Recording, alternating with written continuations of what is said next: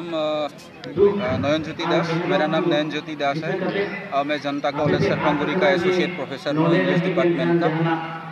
तो अब संतल का डेफिनेशन तो संतल तो एक ट्राइब है, संतल का डेफिनेशन ऐसे तो नहीं दे सकते हैं, क्योंकि एक जाति के बारे में डेफिनेशन देना एक ही शब्द में एक ही लाइन में ये पॉसिबल नहीं होता है। लेकिन ये बात हम ज़रूर कह सकते हैं कि इंडिया में जितना सारा ट्राइब्स है उनमें से संतल सबसे पुराना जनगोष्ठी है, क्योंकि संतल बिलोंग करता है प्रोटो एस्ट्रालॉयड ग्रुप को, और प्रोटो एस्ट्रालॉयड ग्रुप अभी इंडिया का सबसे पुराना आदिवासी है। तो इसी वजह से प्रोटो एस्ट्रालॉयड ट्राइब का हिस्सा जो है संतल, कोल का जो हिस्सा है संतल, तो उसी हिसाब से संतल को भी हम बता सकते हैं कि इंडिया का सबसे पुराना जनगोष्ठी में से एक है।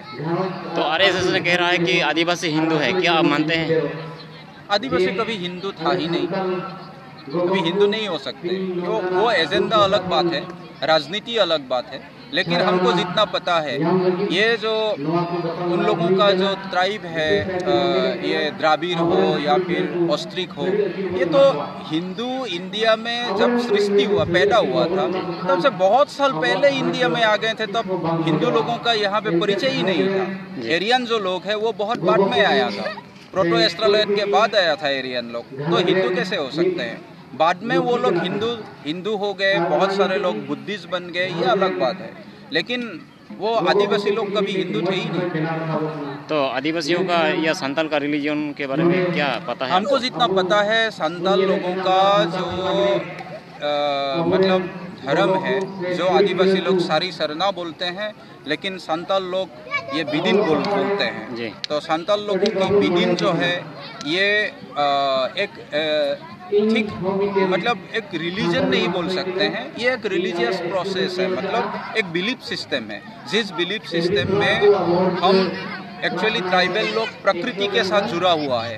तो प्रकृति के साथ जुड़ा हुआ है मतलब प्रकृति का जो हिस्सा होता है, पेड़ पौधा, पहाड़ और ये पोंड, ये सब को हम भगवान का हिस्सा मानते हैं, क्योंकि वहाँ से हमको हवा मिलता है, वहाँ से हमको पानी मिलता है, वहाँ से हमको खाना मिलता है। जो हमको खाना देते हैं, जो हमको पानी देते हैं, जो हमको हवा देते हैं, जिसके सहारे हम जिंदा रहते हैं, वही तो भगवान है, वही बिलीफ सिस्टम है। और उस बिलीफ सिस्टम को ही अभी भी साउथल लोग, बहुत सारे साउथल लोग जो कन्वर्ट नहीं हुए हैं हिंदुइज्म में या क्रिश्चियनिटी में, मुस्लिम में तो है ही नहीं है, तो वो बिलीफ सिस्टम भी अभी भी चल रहे हैं। संताली स्क्रिप्ट कितने हैं?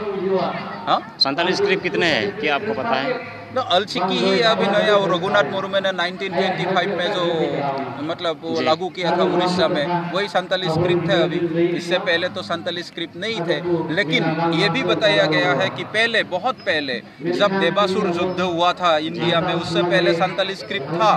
लेकिन देवासुर युद्ध में जब ये एरियन लोगों के हाथों जब ये ऑस्ट्रिक लोग भागने पड़े थे, वो कंदरों में, पहाड़ों में, गुफाओं में जब उन लोगों को आश्रय लेने के लिए मतलब आश्रय लिए थे, तब जाके उन लोगों का ये स्क्रिप्ट मतलब वो लोग भूल गए। उसके बाद वो स्क्रिप्ट फिर से मतलब वो लोग पैदा नहीं किए। उसके बाद वो रघुनाथ मुर्मू ने 1925 में ओल्ड चिकी लाए। अभी ऑल इंडिया बेसिस में ओल्ड चिकी मतलब चालू हो रहे हैं। आदिवासी लोग अर्जो है या उनर्जो है? आर्य कैसे हो सकते हैं? मैं तो बोला ही है पहले, आर्यों से बहुत पहले ही ये लोग इंडिया में आए थे। पहले तो आए थे नेग्रितो लोग, वो अफ्रीका के मतलब वो निचले हिस्से से इंडिया में आए थे। वो नेग्रितो लोग बाद में इंडिया में बाकी सब ट्राइब से मतलब मिंगल होके उन लोगों का आइडेंटिटी वो लोग घटा सके हैं, मतलब वो लोग उन लोगों का आइडेंटिटी वो लोग बचा नहीं पाए। इसी वजह से उन लोगों का आइडेंटिटी अभी है नहीं है। सो सेकेंड जो आया था प्रोटो एस्ट्रालॉयड आके खेरवार बन गए, वो कोल बन गए, उसके बाद वो संताल, मुंडा, भील, ओराव ये सब बन गए। तो उसी हिसाब से ये लोग आर्य से बहुत पहले इंडिया में आए थे। तो साउथल और आदिवासी लोग कभी आर्य हो ही नहीं सकते।